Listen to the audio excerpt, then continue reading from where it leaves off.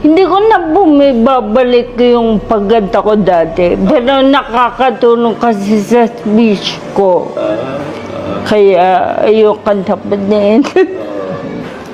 Excited ka na ba sa iyong future wedding? Opo naman.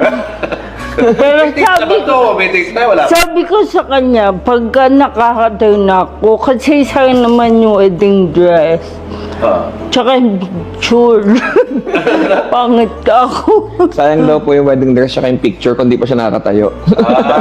Oo. Kailangan mo Gano'ng kalaki ang chance na makatayo ka? Opo. may chance pa Sana naman. po kung lolobin.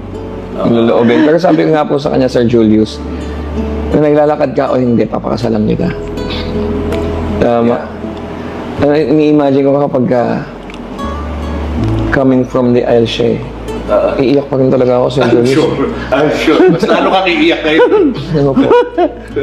Sobrang mahal ko yun. Alam niyo, Sir Julius, alam ko sa sarili ko, mahal ko asawa ko.